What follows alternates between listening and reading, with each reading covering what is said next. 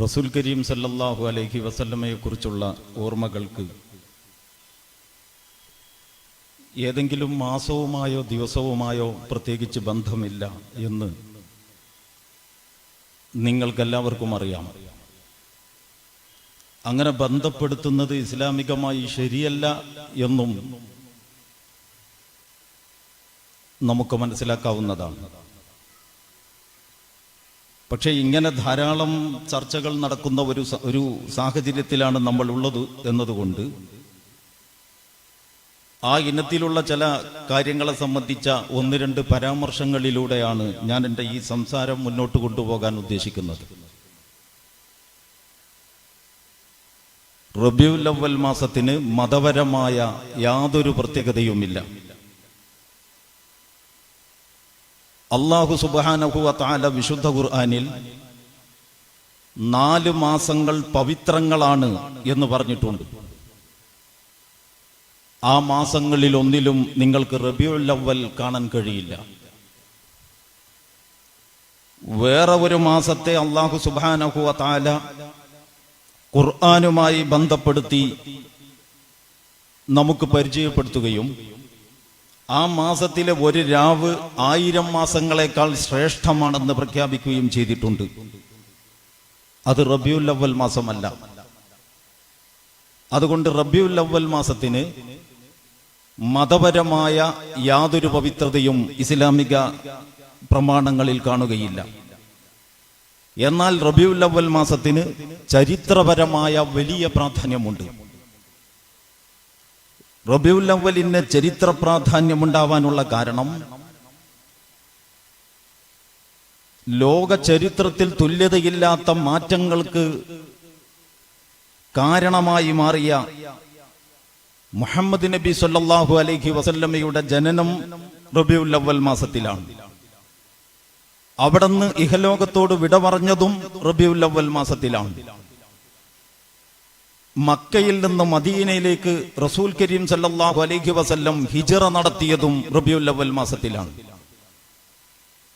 ഈ 3 സംഭവങ്ങളിൽ ഏതാണ് പ്രധാനം എന്ന് ഉമറുൽ ഫാറൂഖ് റളിയല്ലാഹു അൻഹുവിന്റെ നേതൃത്വത്തിൽ സ്വഹാബിമാർ ചർച്ച ചെയ്തപ്പോൾ അവരെത്തിച്ചേർന്ന നിഗമനം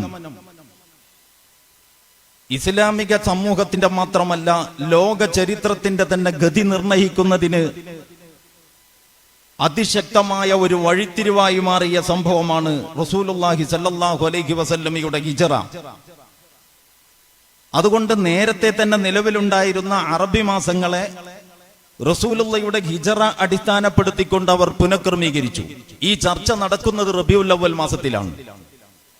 എന്നിട്ടും അവർ മുഹറമിനെ 1ാമത്തെ മാസമാക്കിക്കൊണ്ട് റസൂൽ കരീം സല്ലല്ലാഹു അലൈഹി വസല്ലമയുടെ ഹിജ്റ അവലംബിച്ചുകൊണ്ടുള്ള ഒരു കാലഗണനയുടെ ഒരു രീതി ആവിഷ്കരിച്ചു. ഇപ്പോഴും ഹിജ്റയുടെ 1ാം വർഷം, ഹിജ്റയുടെ 5ാം വർഷം, അങ്ങനെ നമ്മൾ പറഞ്ഞുകൊണ്ടിരിക്കുന്നത് ആ തീരുമാനത്തിന്റെ ഫലമാണ്. അപ്പോൾ റബീഉൽ അവ്വൽ മാസത്തിന് മതപരമായ ഒരു സവിശേഷതയുമില്ല, ചരിത്രപരമായ വമ്പിച്ച പ്രാധാന്യമുണ്ട്. നമ്മുടെ രാജ്യത്ത് മഹാന്മാരുടെ ജയന്തികളും സമാധികളും കൊണ്ട് നിറഞ്ഞിരിക്കുകയാണ് കലണ്ടർ. നമ്മളൊരു സർക്കാർ ഉദ്യോഗസ്ഥനാണെന്ന് ചിന്തിക്കുമ്പോൾ അത് നല്ലത് തന്നെയാണ്. നമ്മളൊരു രാജ്യത്തിന്റെ ഒരു പൗരനാണെന്ന കണക്കിൽ ചിന്തിച്ചാൽ ചരിത്രത്തിന്റെ വ്യത്യസ്ത സന്ദർഭങ്ങളിൽ ഏതൊക്കെയോ മഹാന്മാർ ജനിക്കുകയോ ആ ജനിച്ചവർ ഇഹലോകത്തോട് വിട പറയുകയോ ചെയ്തതിന്റെ പേരിൽ രാജ്യത്തിലുള്ള എല്ലാ മനുഷ്യരും ഓഫീസും വിദ്യാഭ്യാസ സ്ഥാപനങ്ങളും പൂട്ടി വീട്ടിൽ പോയിരുന്ന് TV കണ്ടുകൊണ്ടിരിക്കുന്നു എന്നുള്ളത് വളരാൻ ആഗ്രഹിക്കുന്ന ഒരു ജനത കാണിക്കേണ്ട നല്ല ലക്ഷണമല്ല എന്ന് നമ്മൾ പറയേണ്ടതായിട്ടുണ്ട്. അതുകൊണ്ട് അറബ് രാജ്യങ്ങളിലൊന്നും നിങ്ങൾ പോയാൽ ഇത്രയധികം അവധികൾ കാണാൻ കഴിയില്ല. അപ്പൊ ഈ മഹാന്മാരുടെ ജയന്തികളും സമാധികളും ചർച്ചയാക്കുന്ന ഒരു സമ്പ്രദായം നമ്മുടെ രാജ്യത്തുണ്ട്. അങ്ങനെ ഒരു സമ്പ്രദായം ഇല്ലായിരുന്നുവെങ്കിൽ നമ്മുടെ ഈ ചരിത്ര പുരുഷന്മാരിൽ പലരും ചരിത്രത്തിന്റെ ഭാഗമായി തീർന്നേനെ. ഇന്നും നമ്മൾ അവരെ ഓർക്കുന്നത്, അവരുടെ നാമധേയം നമ്മുടെ നാവിൻ തുമ്പിൽ സ്ഥാനം പിടിക്കുന്നത് ഇങ്ങനെ ഒരു അവധി ലഭിക്കുന്നു അവരുടെ ജയന്തിക്കോ സമാധിക്കോ എന്നതുകൊണ്ടാണ്. അപ്പൊ മഹാന്മാരുടെ ജനന മരണ സന്ദർഭങ്ങൾ ഉപയോഗപ്പെടുത്തി അവരുടെ ഓർമ്മകളായി വിറക്കുന്ന സമ്പ്രദായത്തിന്റെ ആനുകൂല്യം മുഹമ്മദ് നബി സല്ലല്ലാഹു അലൈഹി വസല്ലമക്ക് ലഭിച്ചുകൂടാ എന്ന് നമ്മൾ ഷടിക്കുന്നതിൽ അർത്ഥമില്ല. ഈ അർത്ഥത്തിലാണ്, ഈ ഒരു ഉദ്ദേശത്തിലാണ്, ഈ ഒരു കീഴ്വഴക്കം പരിഗണിച്ചുകൊണ്ടാണ് റബീഉൽ അവ്വൽ മാസത്തിലും നമ്മൾ റസൂലുള്ളാഹി സല്ലല്ലാഹു അലൈഹി വസല്ലമയുടെ പേരിൽ പല ചർച്ചകളും പരിപാടികളും സംഘടിപ്പിക്കുന്നത്. ഇതൊരു ചെറിയ മുഖവുരയാണ്, ഞാനിത് വിശദീകരിക്കാൻ ഉദ്ദേശിക്കുന്നില്ല. രണ്ടാമത്തെ കാര്യം, പ്രവാചകന്മാരെ അല്ലാഹു സുബ്ഹാനഹു വ തആല എങ്ങനെ പരിചയപ്പെടുത്തിയോ അങ്ങനെ തന്നെ നമ്മൾ മനസ്സിലാക്കണം. അങ്ങനെ മനസ്സിലാക്കുമ്പോഴേ പ്രവാചകന്മാരുടെ വ്യക്തിത്വം തിളക്കമുള്ളതാവൂ. ഇന്ന് നമുക്ക് പൊതുവെ താല്പര്യം അത്ഭുതങ്ങൾ കാണിക്കുന്ന നേതാവിനെ പിൻപറ്റാനാണ്. നേതാക്കന്മാരുടെ മഹത്വങ്ങൾ ഇങ്ങനെ പ്രകീർത്തിച്ചുകൊണ്ടിരിക്കുമ്പോൾ അത്ഭുതങ്ങളുമായിട്ടും അമാനുഷിക പ്രവർത്തനങ്ങളുമായിട്ടും ബന്ധപ്പെടുത്തുന്നതിന്റെ ഒരു വ്യഗ്രത സോഷ്യൽ മീഡിയയിലെ പ്രഭാഷണങ്ങളും മറ്റും ശ്രദ്ധിക്കുന്നവർക്ക് വളരെ പെട്ടെന്ന് കാണാനാവും. ഞങ്ങളുടെ നേതാവ് ചില്ലറക്കാരനല്ല, അങ്ങനെ ചെയ്തിരിക്കുന്നു, ഇങ്ങനെ ചെയ്തിരിക്കുന്നു, അത് സംഭവിച്ചിരിക്കുന്നു, ഇത് പ്രവചിച്ചിരിക്കുന്നു.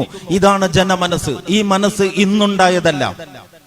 ഇങ്ങനെ തന്നെയാണ് പണ്ടേ മനുഷ്യർ എന്നാണ് ഖുർആൻ നമ്മെ പഠിപ്പിക്കുന്നത്. ഞാൻ അതുകൊണ്ട് എന്റെ സംസാരത്തിന്റെ ഈ രണ്ടാമത്തെ ഭാഗത്ത് പ്രവാചകൻ സല്ലല്ലാഹു അലൈഹി വസല്ലമയെ അല്ലാഹു സുബ്ഹാനഹു വ തആല ഖുർആനിലൂടെ നമുക്ക് എങ്ങനെ പരിചയപ്പെടുത്തി തന്നു എന്നതിനെ കുറിച്ചാണ് കുറഞ്ഞ വാചകങ്ങൾ നിങ്ങളോട് പറയാൻ ഉദ്ദേശിക്കുന്നത്. നമ്മുടെ ചർച്ചകളുമായിട്ട് ഈ വശം അഭേദ്യമായി ബന്ധപ്പെട്ട് കിടക്കുന്നു എന്നതുകൊണ്ടാണ് ഈ ചർച്ചയ്ക്കിടയിൽ ഞാൻ ഇങ്ങനെ ഒരു ഇനം ഉൾക്കൊള്ളിക്കണം എന്നുദ്ദേശിച്ചിട്ടുള്ളത്. മുഹമ്മദ് നബി സല്ലല്ലാഹു അലൈഹി വസല്ലമ അറബിയിൽ പ്രവർത്തനം ആരംഭിച്ചപ്പോ ആ പ്രവാചകന്റെ സന്ദേശത്തെ നിരാകരിക്കാനും പ്രവാചക ദൗത്യത്തെ നിഷേധിക്കാനും പ്രവാചകൻ സല്ലല്ലാഹു അലൈഹി വസല്ലമ ജനഹൃദയങ്ങളിൽ സ്ഥാനം പിടിക്കുന്നത് ഇല്ലായ്മ ചെയ്യാനും വിചാരിക്കുന്നവർ പലവിധ ചൊട്ടുവിദ്യകളുമായിട്ട് രംഗത്ത് വന്നു. നമ്മുടെ നേരത്തെ ബഹുമാന്യനായ MT അവർകൾ ജനങ്ങൾക്കിടയിൽ പ്രചരിക്കുന്ന വാർത്തകളെയും സംഭവങ്ങളെയും കേട്ടില്ല എന്ന മട്ടിൽ ഇസ്ലാമിക ജീവിതം നയിക്കാൻ ആഗ്രഹിക്കുന്നവർ ഏറ്റുപറയരുത് എന്ന് പറഞ്ഞതിനെ ഞാൻ അടിവരയിടുകയാണ്. അത് ജീവിതത്തിൽ പുലർത്തേണ്ട ഒരു സൂക്ഷ്മതയുടെ നിലപാടാണ്. പ്രവാചകൻ സല്ലല്ലാഹു അലൈഹി വസല്ലമ ജീവിച്ചിരുന്ന കാലത്ത് പ്രവാചകനെ പറ്റി, പ്രവാചകന്റെ സമൂഹത്തെ സംബന്ധിച്ച് പല ജാതിയും കിംവദന്തികളും പ്രതിയോഗികൾ പ്രചരിപ്പിച്ചിരുന്നു എന്ന് ചരിത്രം പരിശോധിച്ചാൽ നിങ്ങൾക്ക് കണ്ടെത്താൻ പറ്റും. അവർ പ്രവാചകനെ വെല്ലുവിളിച്ചു സല്ലല്ലാഹു അലൈഹി വസല്ലം. അതിന്റെ ചില സാമ്പിളുകൾ ഞാൻ നിങ്ങളെ കേൾപ്പിക്കാം. വഖാലൂ ലൻ നുഅ്മിന ലക ഹത്താ തഫ്ജുറ ലനാ മിനൽ അർളി യംബുഅ. അവർ പ്രവാചകനോട് ആവശ്യപ്പെട്ടു, താങ്കളിൽ ഞങ്ങൾ വിശ്വസിക്കുകയില്ല, താങ്കൾ ഈ മരുഭൂമിയിൽ ഒരു നീരുറവയുണ്ടാക്കണം, ഒരു അത്ഭുതം കാണിക്കണം. വെറുതെ സാധാരണക്കാരനായിട്ട് നടന്നാൽ ഞങ്ങളുടെ സ്വീകാര്യത കിട്ടുകയില്ല, ഞങ്ങളുടെ പിൻബലവും വിശ്വാസവും ആർജിക്കാനാവില്ല. അതുകൊണ്ട് ഈ മരുഭൂമിയിൽ ഒരു നീരുറവയുണ്ടാക്കണം. ഔ തകൂന ലക ജന്നത്തും മിൻ നഖീലിൻ വഇനബിൻ ഫതുഫജ്ജിറൽ അൻഹാറ ഖിലാലഹാ തഫ്ജീറ. അല്ലെങ്കിൽ താങ്കൾക്ക് ഈത്തപ്പനയുടെയും മുന്തിരിയുടെയും വലിയ തോട്ടങ്ങൾ ഉണ്ടാവണം, എന്നിട്ട് അതിന്റെ നടുവിലൂടെ ഒരു പുഴ, അങ്ങനെ മനോഹരമായ ഒരു തോട്ടം തൊഴിലാളിയായിട്ട് താങ്കൾ മാറണം. ഔ തുസ്കിത സമാഅ കമാ സഅംത അലൈനാ കിസഫ. അല്ലെങ്കിൽ ആകാശം പൊട്ടിപ്പിളർന്ന് നീ ഭീഷണിപ്പെടുത്തുന്നത് പോലെ അതിന്റെ ഒരു പാളി ഞങ്ങളുടെ മേലെ പതിക്കണം. അതുമല്ലെങ്കിൽ താങ്കൾ മലക്കുകളെയും അള്ളാഹുവിനെയും മലക്കുകളെയും സംഘമാക്കിയിട്ട് ഹാജരാക്കണം.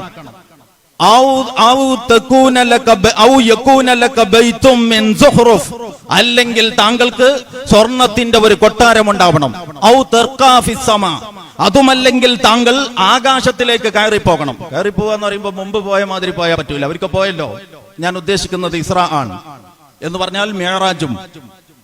ഇസ്രാവും മേറാജും നടത്തിയ മാതിരി രാത്രി ഞാൻ ആകാശത്ത് പോയി എന്ന് പറഞ്ഞിട്ട് രാവിലെ വന്നാ പോരാ. ഇവര് പറയാണ്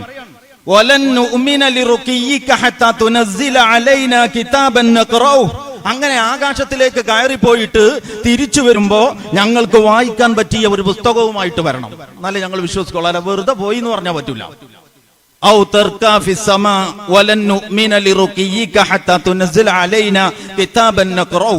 ഒന്ന് ആലോചിച്ച് എന്തൊക്കെയാ ഈ നബിയോട് ഇവർ ആവശ്യപ്പെട്ടത്? ആവശ്യങ്ങൾ അവർ ഉന്നയിച്ചതിന്റെ ന്യായം എന്താ പറഞ്ഞത്? ഇതിലേതെങ്കിലും ഒന്ന് ചെയ്താൽ ഞങ്ങൾ താങ്കളിൽ വിശ്വസിക്കാം. അപ്പൊ ചില്ലറ കാര്യമല്ലല്ലോ ഇത്, വിശ്വാസം കിട്ടൂല്ലേ?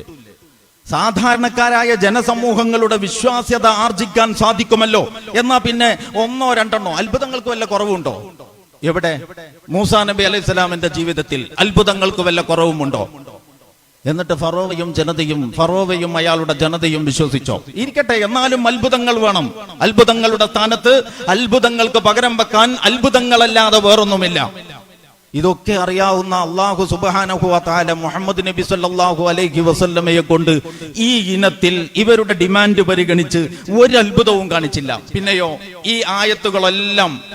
ഈ ആയത്തുകളെല്ലാം ഉന്നയിച്ചതിന് ശേഷം, ഉദ്ധരിച്ചതിന് ശേഷം അല്ലാഹു സുബ്ഹാനഹു വ തആല പറയുന്നു, ഖുൽ സുബ്ഹാന റബ്ബി ഹൽ കുന്തു ഇല്ലാ ബശറർ റസൂല.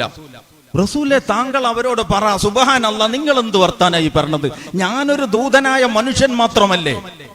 ദൂതനായ ഒരു മനുഷ്യനോട് വന്നിട്ട് നീ അത് ചെയ്യ്, ഇത് ചെയ്യ്, അങ്ങനെ ചെയ്യ്, ഇങ്ങനെ ചെയ്യ് എന്ന് പറഞ്ഞാൽ ഞാൻ എങ്ങനെ ചെയ്യാനാണ്? അല്ലാഹ് അവിടെ നിർത്തിയില്ല.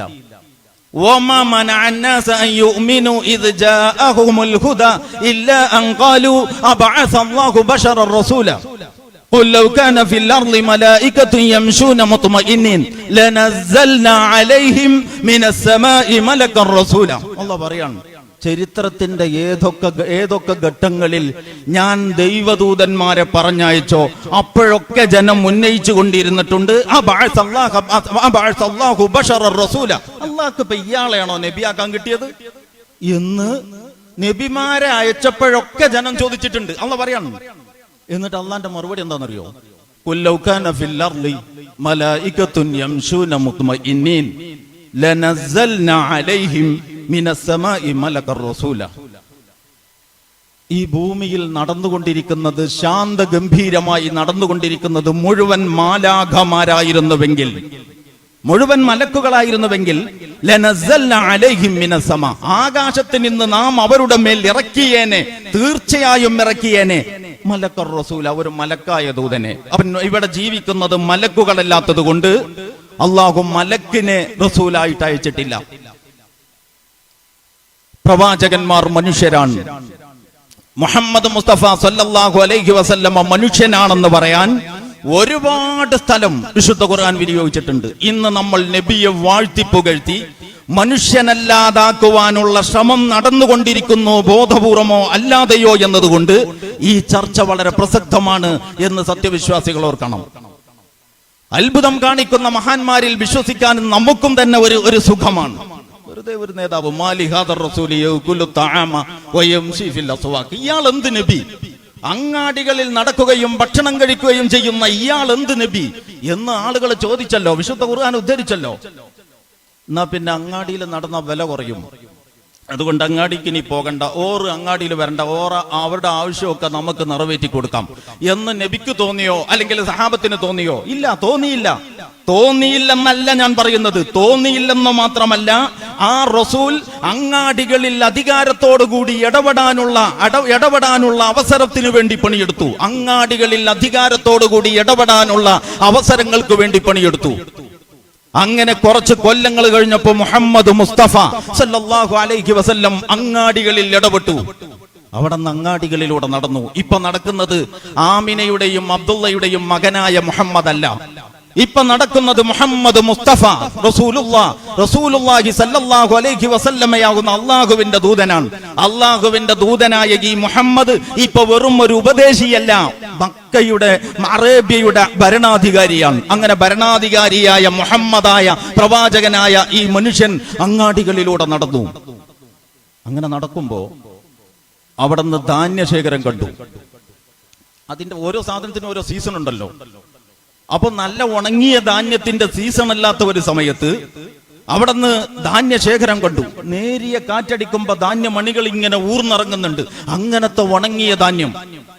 അപ്പൊ റസൂലുള്ളാഹിക്ക് സംശയം തോന്നി. തെരുവ് കച്ചവടക്കാരന്റെ, ഫുട്പാത്ത് കച്ചവടക്കാരന്റെ ധാന്യ കൂമ്പാരത്തിന്റെ അടുക്കൽ ചെന്നിട്ട് റസൂലുള്ളാഹി സല്ലല്ലാഹു അലൈഹി വസല്ലം ആ ധാന്യശേഖരത്തിന്റെ അകത്തേക്ക് അങ്ങോട്ട് കൈയിറക്കി അകത്ത് നിന്നൊരൽപ്പം ഇങ്ങോട്ട് വാരിയെടുത്തു. എന്നിട്ട് ഇങ്ങനെ നോക്കി, തനി പച്ചയാണ്. അപ്പൊ ഉണങ്ങിയ സാധനം പുറത്ത് പ്രദർശിപ്പിച്ചിട്ട് അകത്ത് പച്ച ഒളിപ്പിച്ചു വെച്ചിട്ട് വലിയ വിലക്ക് വിറ്റുകൊണ്ടിരിക്കുന്ന വലിയ ഒരു വഞ്ചന നടന്നുകൊണ്ടിരിക്കുകയാണ്. അങ്ങാടിയിൽ നടന്നിരുന്ന പ്രവാചകൻ അങ്ങാടിയിൽ നടക്കുന്നവനാണെന്ന് വിമർശിച്ചു കൊണ്ടിരുന്നപ്പോ, അങ്ങാടിയിൽ വെറുതെ നടക്കുന്നവൻ മാത്രമല്ല അധികാരത്തോടെ ഇടപെടാൻ കഴിയുന്നവനാണെന്ന് തെളിയിച്ചുകൊണ്ട് ഇമ്മാതിരി വഞ്ചകൻ എന്റെ ഗണത്തിൽപ്പെട്ടവനല്ല, എന്റെ അനുയായി ഗണത്തിൽപ്പെട്ടവനല്ല എന്ന് അവിടെ നിന്ന് തീരുമാനിച്ചു. പ്രവാചകന്മാരെ നമ്മൾ അവരുടെ ജീവിതം കൊണ്ട് വിലയിരുത്തണം. പ്രവാചകന്മാരെ മുഹമ്മദ് നബി സല്ലല്ലാഹു അലൈഹി വസല്ലമ നമ്മുടെ മനസ്സുകളിൽ സ്ഥാനം കിട്ടേണ്ടത് അവിടുന്ന് അത്ഭുതങ്ങൾ കാണിക്കാൻ ശേഷിയുള്ളവരാകുന്നു എന്നതിലല്ല. അത്ഭുതങ്ങളെ നമ്മൾ നിരാകരിക്കേണ്ട, ഉള്ള അളവിൽ ഉണ്ടായിക്കോട്ടെ. മുഅ്ജിസത്തുകളെ അവിശ്വസിക്കാൻ നമുക്ക് കഴിയില്ല. മുഅ്ജിസത്തുകളെ അവിശ്വസിക്കാൻ നമുക്ക് കഴിയില്ല. മുഅ്ജിസത്തുകളെ അവിശ്വസിക്കേണ്ട കാര്യവുമില്ല. പക്ഷേ റസൂലുള്ളാഹി സല്ലല്ലാഹു അലൈഹി വസല്ലം അത്ഭുതങ്ങൾ വെച്ചുകൊണ്ടല്ല തന്റെ സ്വീകാര്യതയിൽ ജനങ്ങളോട് വിലപേശിയത്. റസൂലുള്ളാഹി സല്ലല്ലാഹു അലൈഹി വസല്ലം അവരോട് ഒരു വലിയ വാദം ഉന്നയിച്ചു. എന്ത്? ഖുല്ലൗ ശാ അല്ലാഹു മാ തലൗതുഹു അലൈക്കും വലാ അദ്റാകും ബിഹി ഫഖദ് ലബിസ്തു ഫീകും ഉംറൻ മിൻ ഖബ്ലി അഫലാ തഅഖിലൂൻ. ഖുല്ലൗ ശാ അല്ലാഹു മാ തലൗതുഹു അലൈക്കും. റസൂലേ, താങ്കൾ പറ, അല്ലാഹു ഉദ്ദേശിച്ചിട്ടില്ലായിരുന്നുവെങ്കിൽ ഞാൻ ഇതൊന്നും നിങ്ങൾക്ക് ഓതി തരുമായിരുന്നില്ല. വലാ അദ്റാകും ബിഹി, എന്റെ ഭാഗത്ത് നിന്ന് നിങ്ങൾക്ക് സവിശേഷമായ ഒരു വിവരവും ലഭിക്കുമായിരുന്നില്ല. ഒന്നും പ്രത്യേകിച്ച് നിങ്ങൾക്ക് പറഞ്ഞു തരാൻ അല്ലാഹു ഉദ്ദേശിച്ചിട്ടില്ലായിരുന്നുവെങ്കിൽ എനിക്ക് കഴിയുമായിരുന്നില്ല. ഇത് പറഞ്ഞിട്ട് പിന്നെന്താ അടുത്ത വാചകം എന്നറിയോ? ഫഖദ് ലബിസ്തു ഫീകും ഉംറൻ മിൻ ഖബ്ലി, ഞാൻ കുറെ കൊല്ലം നിങ്ങളോടൊപ്പം ജീവിച്ചതല്ലേ, അഫലാ തഅഖിലൂൻ, അതിനെക്കുറിച്ചൊന്ന് ചിന്തിച്ചുകൂടെ നിങ്ങൾക്ക്? എന്ന് പറഞ്ഞാൽ മതസമൂഹങ്ങളും ആധ്യാത്മിക ധാരകളും ത്വരീഖത്തുകളുടെ മുരീദുമാരും അങ്ങനെ ലോകം കണ്ട എല്ലാ സമൂഹങ്ങളിലും അത്ഭുതങ്ങൾ വെച്ചുകൊണ്ട് നേതാക്കന്മാർക്ക് മാർക്കിടുന്നതിൽ മത്സരിച്ചു കൊണ്ടിരിക്കുമ്പോ റസൂലുള്ളാഹി സല്ലല്ലാഹു അലൈഹി വസല്ലം ഒരു വാദഗതി ഉയർത്തുന്നു. എന്താണ് ആ വാദഗതി? അത് അത്ഭുതമല്ല, ഞാൻ 40 കൊല്ലം നിങ്ങളോടൊപ്പം ജീവിച്ചില്ലേ, ഞാൻ കുറെ കൊല്ലങ്ങളോളം നിങ്ങളോടൊപ്പം ജീവിച്ചില്ലേ, നിങ്ങൾക്ക് അതിനെക്കുറിച്ചൊന്ന് ആലോചിച്ചാ പോരെ. അപ്പൊ റസൂലുള്ളാഹി സ്വല്ലല്ലാഹു അലൈഹി വസല്ലം വിലപേശിയതും വെല്ലുവിളിച്ചതും ആ തെളിഞ്ഞ ജീവിതം വെച്ചുകൊണ്ടാണ്. ആ ജീവിതത്തിന് മങ്ങലേൽക്കുന്നു അവിടുന്ന് മനുഷ്യനല്ലാതാകുമ്പോൾ. ഹിന്ദു സമൂഹം ശ്രീരാമനെ ആദരിക്കുന്നവരാണ്. ആദരിക്കുന്നവർ എന്ന് പറഞ്ഞാൽ പോരാ, ആരാധനാപരമായ ആദരവുള്ളവരാണ്. ശ്രീകൃഷ്ണനെയും അങ്ങനെ തന്നെയാണ്. ക്രൈസ്തവ സമൂഹം യേശുക്രിസ്തുവിനെ അങ്ങനെയാണ്. എന്തു സംഭവിച്ചു? വാഴ്ത്തി പുകഴ്ത്തി മനുഷ്യ ജീവിതത്തിൽ നിന്ന് ഈ മഹാന്മാരെ അടർത്തി മാറ്റിയതുകൊണ്ട് ഈ മഹാന്മാർക്ക് ജനഹൃദയങ്ങളിൽ യഥാർത്ഥത്തിൽ ദൈനംദിന ജീവിതത്തിൽ ഉണ്ടായിരുന്ന സ്ഥാനം പിന്നെ കാണെ കൂടെ ഇല്ലാതായി എന്ന കഥ നമ്മൾ ഓർക്കണം.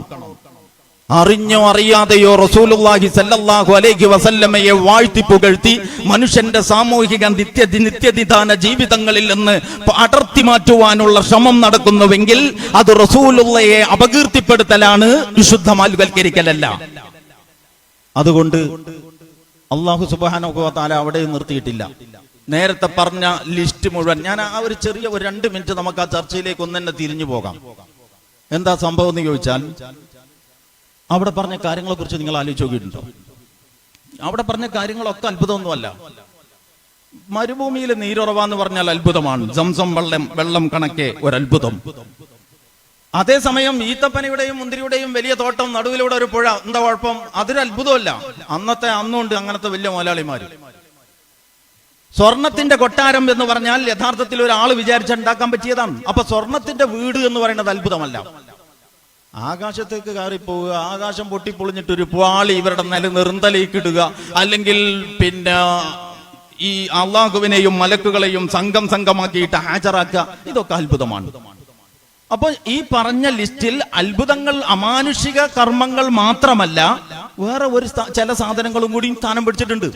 ഇത് എല്ലാ കാലത്തും ജനമനസ്സുകളുടെ ഒരു പൊതുപ്രകൃതമാണ്. ഒന്നുകിൽ അത്ഭുതം കാണിക്കണം, അല്ലെങ്കിൽ നല്ല സാമ്പത്തിക ശേഷിയുള്ളവനാവണം. അത്ഭുതം കാണിച്ചാൽ കാശുണ്ടാക്കാം, കാശ് നേരത്തെ തന്നെ ഉണ്ടെങ്കിൽ പിന്നെ അത്ഭുതം ഇല്ലെങ്കിലും ഒത്തൊപ്പിച്ചു പോകാം. ഇത് രണ്ടും നിങ്ങൾക്ക് സമൂഹത്തിൽ കാണാം.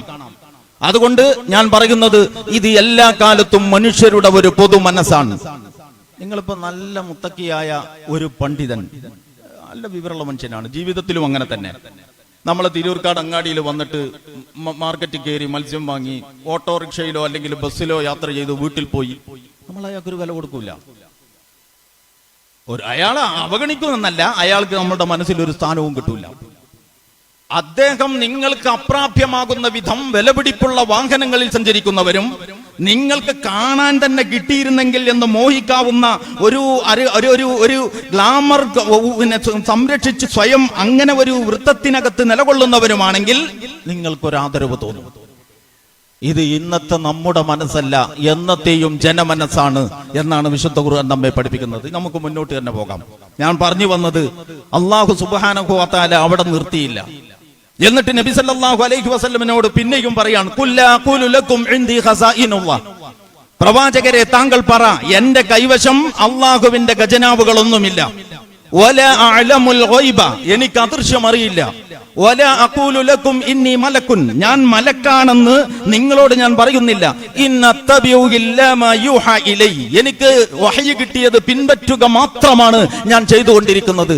ഖുൽ ഹൽ യസ്തവിൽ അഅമാ വൽ ബസീർ അഫലാ തതഫക്കറൂൻ, അറിവുള്ളവനും അറിവില്ലാത്തവനും അഥവാ കാഴ്ചയുള്ളവനും അന്ധനും സമമാകുമോ? നിങ്ങൾക്കൊന്ന് ചിന്തിച്ചു നോക്കിക്കൂടെ? എനിക്ക് എന്തെങ്കിലും സവിശേഷതയുണ്ടെങ്കിൽ അത് എനിക്ക് തെളിഞ്ഞ വിവരമുണ്ട് എന്നുള്ളതാണ്. ആ തെളിഞ്ഞ വിവരം നിങ്ങളുടെ ജീവിതത്തെ പറ്റിയാണ്, നിങ്ങളുടെ ദൈനംദിന നിലപാടുകൾ എങ്ങനെ ആവണം എന്നതിനെ സംബന്ധിച്ചാണ്. നിങ്ങളുടെ കുടുംബം, നിങ്ങളുടെ സാമ്പത്തികം, നിങ്ങളുടെ കച്ചവടം, നിങ്ങളുടെ കൃഷി, നിങ്ങളുടെ കല, നിങ്ങളുടെ വാണിജ്യം, നിങ്ങളുടെ വ്യവസായം, അങ്ങനെ തുടങ്ങി എല്ലാത്തിനെ പറ്റിയും എനിക്ക് തെളിഞ്ഞ വിവരമുണ്ട്. ആ വിവരം വഹയിൽ നിന്ന് കിട്ടിയതാണ്. അങ്ങനെ ഒരു വിവരമുള്ളവനും ഇങ്ങനെ ഒരു തെളിഞ്ഞ വിവരമില്ലാതെ ജീവിതത്തെ വഴി നടത്താൻ ശ്രമിച്ച് മുന്നിട്ടിറങ്ങിയവരും ഒരുപോലെയാണോ? ഒന്ന് ചിന്തിച്ചു നോക്കിക്കൂടെ? അപ്പൊ ചർച്ച ആ പോയിന്റിലേക്കാണ്, അത്ഭുതങ്ങളിൽ നിന്ന് തെളിഞ്ഞ ജീവിതത്തിലേക്ക്. അവിടെയും തീർന്നില്ല. അല്ലാഹു സുബ്ഹാനഹു വ തആല വീണ്ടും പറയാണ് നബിയോട്, പ്രവാചകരെ താങ്കൾ പറ. എന്തു പറയണം? ലാ അംലികു ലിനഫ്സി നഫ്അൻ വലാ ദർറൻ ഇല്ലാ മാ ഷാ അല്ലാഹ്, അല്ലാഹു ഉദ്ദേശിച്ചാലല്ലാതെ ഞാൻ എന്റെ മേലെ ഒരു ഉപകാരമോ ഒരു ഉപദ്രവമോ സ്വന്തമായി ഉടമസ്ഥപ്പെടുത്തി വെച്ചിട്ടില്ല. വലൗ കുന്തു അഅലമുൽ ഗൈബ ലസ്തക്സർതു മിനൽ ഖൈർ, എനിക്ക് ഗൈബ് അഥവാ അദൃശ്യം അറിയാമായിരുന്നുവെങ്കിൽ എനിക്ക് ധാരാളമായിട്ട് ഖൈർ വർദ്ധിച്ചേനെ. എനിക്ക് അദൃശ്യം അറിയാമായിരുന്നുവെങ്കിൽ ധാരാളമായിട്ട് ഖൈർ വർദ്ധിച്ചേനെ. എന്താ ഖൈർ?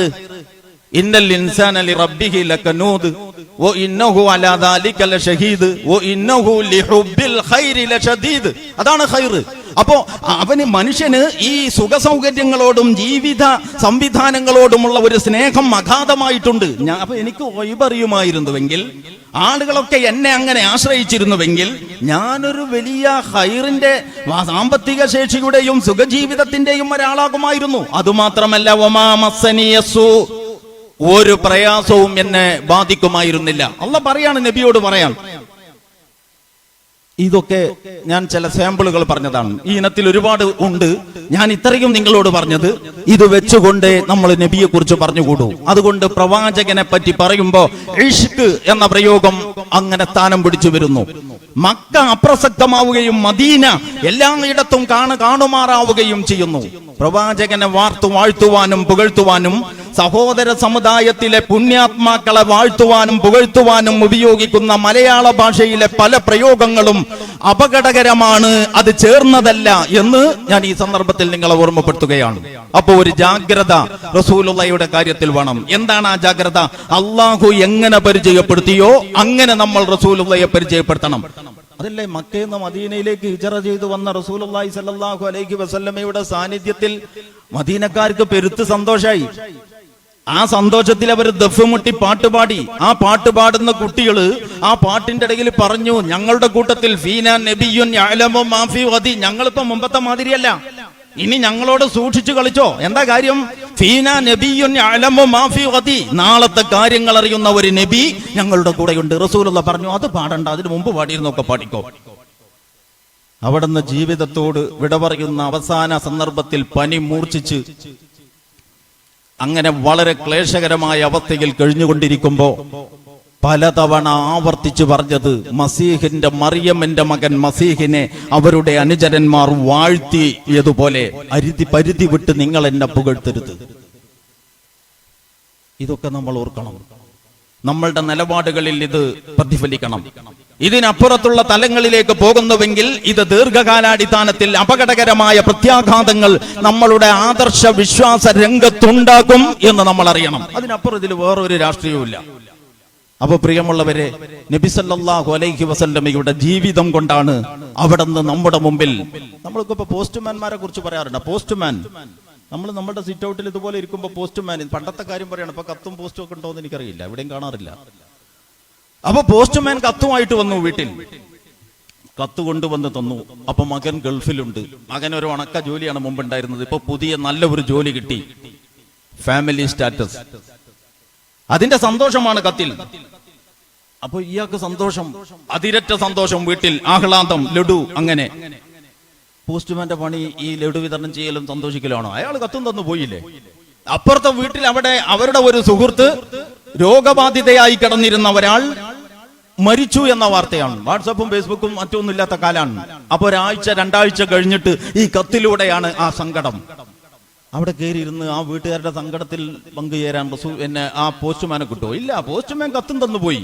അത് സന്തോഷിച്ചാലും കൊള്ളാം, ദുഃഖിച്ചാലും കൊള്ളാം, ഉള്ളടക്കം മൂപ്പർക്ക് പ്രശ്നമല്ല. മുഹമ്മദ് മുസ്തഫ സല്ലല്ലാഹു അലൈഹി വസല്ലം അള്ളാഹുവിൽ നിന്ന് ഏട് വാങ്ങിയിട്ട് നമുക്ക് കൈമാറുന്ന ഒരു പോസ്റ്റ്മാന്റെ പണിയല്ല എടുത്തത്.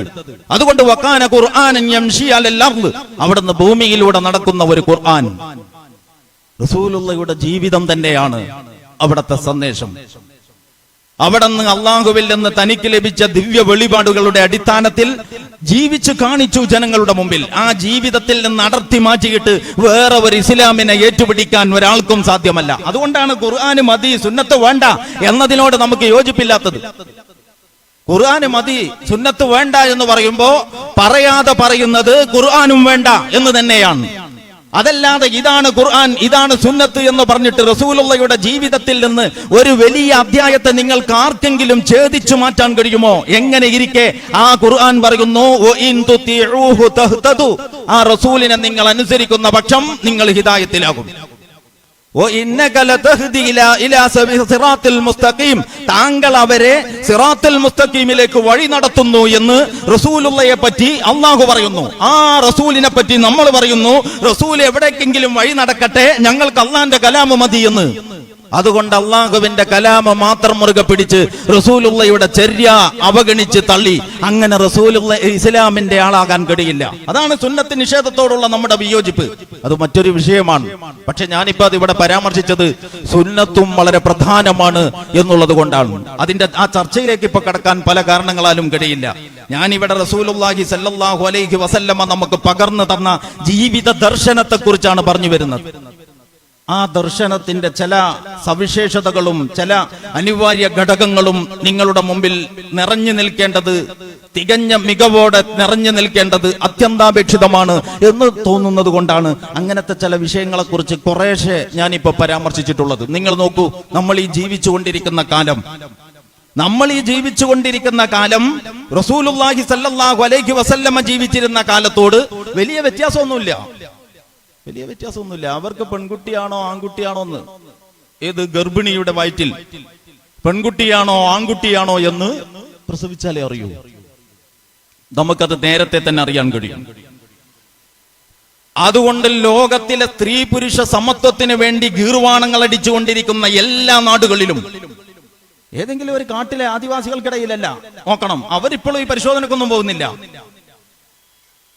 അഭ്യസ്ത വിദ്യരും പരിഷ്കാരികളുമായി സ്ത്രീ പുരുഷ സമത്വത്തിന്റെ പേരിൽ ഗീർവാണമടിക്കുന്നവരും ഫെമിനിസത്തെ ഏറ്റുപിടിക്കുന്നവരുമായ സമൂഹങ്ങളിൽ ഗർഭസ്ഥ ശിശുവിന്റെ ലിംഗനിർണയം നടത്തി ശിശു പെണ്ണാണെങ്കിൽ ഭ്രൂണത്തോടെ നശിപ്പിച്ചു കളയുന്ന കിരാത കർമ്മങ്ങൾ നിലനിൽക്കുമ്പോൾ റസൂലുള്ളാഹി സ്വല്ലല്ലാഹു അലൈഹി വസല്ലമയുടെ രാജ്യകാലത്ത് നിലനിന്നിരുന്നത് പെറ്റ ശേഷം കൊല്ലാനേ കഴിയൂ. ഇന്നിപ്പോ അതിന് മുമ്പേ ചെയ്യാൻ കഴിയും. അപ്പൊ കാട്ടാളത്വം പരിഷ്കരിച്ചു. ഇത് ഞാൻ ഒരു സാമ്പിൾ പറഞ്ഞതാണ്. മദ്യത്തിന്റെ കാര്യം അങ്ങനെ തന്നെയാണ്, മയക്കുമരുന്നുകളുടെ കാര്യം അങ്ങനെയാണ്, വ്യഭിചാരത്തിന്റെയും മറ്റ് സാമൂഹിക വിരുദ്ധ പ്രവർത്തനങ്ങളുടെയും ഒക്കെ കാര്യം അങ്ങനെ തന്നെയാണ്. എന്ന് പറഞ്ഞാൽ അന്നത്തെ ആ പ്രാകൃത സമൂഹം അവർക്ക് ചെയ്യാൻ കഴിയുന്നതിൽ ഇതിന്റെ ആ മാക്സിമത്തിൽ നിന്ന് ചെയ്തപ്പോ നമുക്കിവിടെ ശാസ്ത്ര സാങ്കേതിക സംവിധാനങ്ങളുടെ, നേരത്തെ പറഞ്ഞല്ലോ, ഈ യന്ത്രങ്ങളും ഉപകരണങ്ങളും കണ്ടുപിടുത്തങ്ങളും സാങ്കേതിക വിദ്യകളും, ഈ യന്ത്രങ്ങളും ഉപകരണങ്ങളും കണ്ടുപിടുത്തങ്ങളും സാങ്കേതിക വിദ്യകളും എല്ലാം ഉപകാരത്തിനും ഉപദ്രവത്തിനും ഉപയോഗപ്പെടുത്താൻ പറ്റും. അത് ഉപയോഗിക്കുന്നവന്റെ നിലവാരം അനുസരിച്ച്. അതിന്റെ അപ്പുറത്തൊരു ദീൻ അതിനുണ്ട് എന്നൊരു ചർച്ചയുണ്ട്. ഞാനിപ്പോ ഇങ്ങനത്തെ ഒരു സദസ്സിൽ ആ ചർച്ചയിലേക്ക് പോകുന്നില്ല. കത്തി അല്ലെങ്കിൽ കത്തിയെ പറ്റി നമ്മൾ പറയുന്നത് പോലെ നല്ലതിനും ചീത്തക്കും ഉപയോഗപ്പെടുത്താം. ഇന്ന് ലോകം ഈ സംവിധാനങ്ങളെ ഉപയോഗപ്പെടുത്തിക്കൊണ്ടിരിക്കുന്നത് നന്മയ്ക്കല്ല എന്ന മേൽക്കൈ. നന്മയുടെ ആളുകൾ നമ്മളെപ്പോലെ പലയിടത്തുമുണ്ട്. നമ്മൾ അസംഘടിതരാണ്, നമ്മൾ മൗനികളാണ്, നമ്മൾ നമ്മളുടേതായ വീടുകളിൽ അങ്ങനെ ഒതുങ്ങിക്കഴിയുന്നവരാണ്. തിന്മയുടെ ആളുകൾ സംഘടിതരാണ്, അവർ വാചാലരാണ്. അവർക്ക് വേണ്ടി സംസാരിക്കാൻ ഒരു നാക്കല്ല 1000 നാക്കുകളാണ്. എത്ര നാക്കുണ്ട് എന്ന് നിങ്ങൾക്ക് ഇന്റർനെറ്റിലെ സൈറ്റുകൾ നോക്കിയാൽ, ജാഹിലിയത്തിന് വേണ്ടി സംസാരിക്കുവാൻ എത്ര നാക്കുണ്ട് എന്ന് നിങ്ങൾക്ക് ചാനൽ നിങ്ങളുടെ വീട്ടിൽ വരുമ്പോ അതിന്റെ ആ ചാനലുകളുടെ ലിസ്റ്റ് നോക്കിയാൽ, അച്ചടിച്ച് വിതരണം ചെയ്യുന്ന പത്രങ്ങളുടെയും അതുപോലെയുള്ള പ്രസിദ്ധീകരണങ്ങളുടെയും എണ്ണം നോക്കിയാൽ, ഈ ഇരുട്ടിന്റെ ശക്തികളെ അങ്ങനെ തന്നെ നിലനിർത്താൻ വേണ്ടി എന്തുമാത്രം സന്നാഹങ്ങൾ ഉണ്ട് എന്ന് അപ്പൊ നിങ്ങൾക്ക് കാണാനാവും. നമുക്കത്ര സന്നാഹങ്ങളില്ല, നമുക്കത്ര സാങ്കേതിക മികവില്ല. പക്ഷേ നമ്മളുടെ കയ്യിൽ ആത്മവിശ്വാസമുണ്ടെങ്കിൽ, നമ്മളുടെ കയ്യിൽ ആത്മാർത്ഥതയും നമുക്ക് ആത്മവിശ്വാസവും ഉണ്ടെങ്കിൽ, അല്ലാമ ഇഖ്ബാൽ പറഞ്ഞിട്ടുണ്ട്, മൂസാ നബി അലൈഹിസ്സലാമിന്റെ അടി എന്ന് പറഞ്ഞാൽ മൂസാ നബി അലൈഹിസ്സലാമിന്റെ വടി. മൂസാ നബി അലൈഹിസ്സലാമിന്റെ വടിയെ പറ്റി മൂസാ നബി അലൈഹിസ്സലാം കരുതിയത് ഇത് കേവലം ഒരു മരക്കഷ്ണമാണെന്നാണ്. ചോദിച്ചപ്പോ അങ്ങനെ തന്നെ മറുപടിയും പറഞ്ഞത്. മൂസാ നബി പറഞ്ഞ മറുപടി കണ്ടില്ലേ ഖുർആനിൽ? എന്താ നിന്റെ കയ്യിൽ മൂസേ എന്ന് ചോദിച്ചപ്പോ അത് വടിയാണ് എന്ന് പറഞ്ഞാൽ മതി. പക്ഷെ അതല്ല പറഞ്ഞത്, അത് വടിയാണ്. ഞാൻ അതുകൊണ്ട് ആടിനെ ഇലയോടിക്കാറുണ്ട്, കുത്തിപ്പിടിച്ച് നടക്കാറുണ്ട്, വേറെയും പ്രയോജനങ്ങളുണ്ട്. എന്തിനാ അത്രയും പറയിപ്പിച്ചതെന്ന് ചോദിച്ചാൽ, ആ വടിയുമായി ബന്ധപ്പെടുത്തിയിട്ട് വേറെ ഒരു ധാരണയും മൂസാ നബിക്കില്ല, അത്രക്കേ ഉള്ളൂ എന്ന് നമ്മൾ അറിയാനാണ്. പിന്നെ ആ വടിയാണ് പാമ്പാകുന്നത്. അപ്പൊ മൂസായുടെ കയ്യിലെ വടി പോലെ അത്ഭുതങ്ങൾ കാണിക്കാൻ ശേഷിയുള്ള ഒരു ദീൻ, മൂസാ നബിയുടെ കയ്യിലെ വടി പോലെ അത്ഭുതങ്ങൾ കാണിക്കാൻ ശേഷിയുള്ള ഒരു ദീൻ കക്ഷത്ത് വെച്ചിട്ട് കേവല കയർ കഷ്ണങ്ങളും കൊള്ളിക്കമ്പുകളും കാണുമ്പോൾ ഓച്ചാനിച്ച് നിൽക്കുന്ന ഒരു അന്തം കെട്ട സമുദായമായി നമ്മൾ മാറുന്നുവെങ്കിൽ നമ്മൾ നമ്മളുടെ അടിസ്ഥാനങ്ങളെ കുറിച്ച് പഠിക്കണം. നമുക്ക് പണ്ടേ നമ്മൾ മനസ്സിലാക്കി പോകുന്നത് നമ്മൾ മതകാര്യം കൈകാര്യം ചെയ്യുന്നവരാണ്. ഞാൻ റസൂലുള്ളാഹി സ്വല്ലല്ലാഹു അലൈഹി വസല്ലമയെ കുറിച്ച് പ്രസംഗിക്കുന്ന പല വേദികളിലും ആശയം കൈമാറാനുള്ള സൗകര്യത്തിന് വേണ്ടി ചില ചർച്ചകൾ അവതരിപ്പിക്കാറുണ്ട്. അതിലൊന്ന് ഞാൻ ഇവിടെ ആവർത്തിക്കാം. എന്ന് പറഞ്ഞാൽ, നിങ്ങളുടെ കയ്യിലൊക്കെ ഞാൻ ഒരു വെള്ളക്കടലാസ് തന്നു, ഒരു ചെറിയ സർവേ, നിങ്ങളുടെ കയ്യിലൊക്കെ ഞാൻ ഒരു വെള്ളക്കടലാസ് തന്നു എന്ന് വിചാരിക്കുക. ആ വെള്ളക്കടലാസിന്റെ നടുവിലൂടെ ഒരു വര വരച്ചിട്ട് ഈ ഭാഗത്ത് എഴുതി വെച്ചിരിക്കുന്നു ആത്മീയ ആചാര്യന്മാർ, മറുവശത്ത് എഴുതിയിരിക്കുന്നു രാഷ്ട്രീയ നായകന്മാർ. ഇങ്ങനെ ഒരു പേപ്പർ, വലിയ പണിയൊന്നുമില്ല. നിങ്ങൾ ആകെ ചെയ്യേണ്ടത് ഈ കടലാസിൽ ശ്രദ്ധിച്ചു നോക്കിയിട്ട് നിങ്ങൾ നീതി, അതൊരു വിഷയം തന്നെയാണ്. സാമൂഹ്യനീതി എങ്ങനെ ഉണ്ടാവും, അതിന്റെ ഉള്ളടക്കം എന്താണ്, അതിനുള്ള വഴി എന്താണ്, സ്വപ്നവും യാഥാർത്ഥ്യവും എങ്ങനെ ഒത്തുപോകും, അതിലൊരുപാട് വിഷയങ്ങളുണ്ട്. ഞാനിപ്പോ ഈ കുറഞ്ഞ നേരത്തെ സംസാരത്തിൽ അതിലേക്കൊന്നും കടക്കുന്നില്ല. പക്ഷെ ഞാൻ പറയുന്നത്, അല്ലാഹു സുബ്ഹാനഹു വ തആല പരിചയപ്പെടുത്തിയ മുഹമ്മദുർ റസൂലുള്ളാഹ് എന്ന് പറയുന്ന ആ നേതാവുണ്ടല്ലോ, നിങ്ങൾ ആ കടലാസിന്റെ നടുവിൽ ആ കോളത്തിലും ഈ കോളത്തിലും നിറയുന്ന മട്ടിൽ, നിങ്ങൾ ആ കടലാസിന്റെ നടുവിൽ ആ കോളത്തിലും ഈ കോളത്തിലും നിറയുന്ന മട്ടിൽ മുഹമ്മദുർ റസൂലുള്ളാഹ് എന്ന് അവിടെ എഴുതി വെക്കേണ്ടി വരും. പാരമ്പര്യമായി നമ്മൾ കൊണ്ടു നടക്കുന്നതും പാരമ്പര്യമായി നമ്മൾ കൊണ്ടു നടക്കുന്നതും പാശ്ചാത്യന്മാർ കണ്ടുപിടിച്ചതും മർമ്മമറിയാതെ നമ്മൾ ഏറ്റെടുത്തതുമായ ഒരു വാദഗതികളും റസൂലുള്ളാഹിക്ക് ചേരൂല. അതാണ് മുഹമ്മദ് മുസ്തഫ. ലിഇലാഫി ഖുറൈശ്, നമുക്കൊക്കെ സുപരിചിതമായ അധ്യായമാണ്. ലിഇലാഫി ഖുറൈശ് ഇലാഫിഹിം റിഹ്ലത ശിതാഇ വസ്സൈഫ്. അത് നല്ല വിഷയം. ഫല്യഅബ്ദു റബ്ബ ഹാദിൽ ബൈത്ത് ആദിഹിൽ ബൈത്തിൽ ലദി അത്അമഹും മിൻ ജൂഅ് വആമനഹും മിൻ ഖൗഫ്.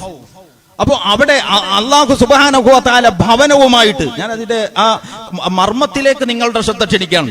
എന്താ പറയുന്നത്? അതുകൊണ്ട് അവർ ഈ ഭവനത്തിന്റെ നാഥന് ഇബാദത്ത് എടുക്കട്ടെ. എങ്ങനത്തെ നാഥൻ? അല്ലദീ അത്അമഹും മിൻ ജൂഅ് വആമനഹും മിൻ ഖൗഫ്. ആ നാഥൻ അവരുടെ വിശപ്പകറ്റി, ആ നാഥൻ അവർക്ക് മനസമാധാനം നൽകി. ബിഷപ്പിന്റെ പ്രശ്നം മതത്തിന്റെ പ്രശ്നമല്ലെന്ന് സിദ്ധാന്തിച്ചവർ മതങ്ങളെ മനസ്സിലാക്കിയിട്ടുള്ളൂ, ഇസ്ലാമിനെ പഠിച്ചിട്ടില്ല. മുഹമ്മദുർ റസൂലുള്ളാഹി സ്വല്ലല്ലാഹു അലൈഹി വസല്ലമ പഠിപ്പിച്ചു തന്ന ജീവിത ദർശനത്തെ കുറിച്ച് പറയുമ്പോൾ അതിന്റെ ഈ അവിഭാജ്യമായ അതിന് വേർതിരിക്കാൻ വിഭജിക്കാൻ കഴിയാത്ത പ്രകൃതം അത് വളരെ ഗൗരവപ്പെട്ട ഒരു പോയിന്റാണ്. വളരെ ഗൗരവപ്പെട്ട പോയിന്റാണ്. മൈക്കിൾ എച്ച് ഹാർട്ട് ലോക ചരിത്രത്തിൽ most influenced personalities in world history ഒരുപാട് നമ്മൾ കേട്ടതാണ്. ഞാനൊരു പുതിയ വിവരമായിട്ട് പറയല്ല, ഈ ചർച്ചയുമായിട്ട് അത്രമേൽ ബന്ധമുള്ളത് കൊണ്ട് അത് നിങ്ങളെ ഓർമ്മപ്പെടുത്തുകയാണ്. എന്താ, ലോക ചരിത്രത്തിൽ ഏറ്റവും കൂടുതൽ സ്വാധീനം നേടിയ ആളുകളെ കുറിച്ച് നേരത്തെ ഞാൻ തന്ന മാതിരി ഒരു മിനി സർവേ ഒന്നുമല്ല, നല്ല ഒരു പഠനം.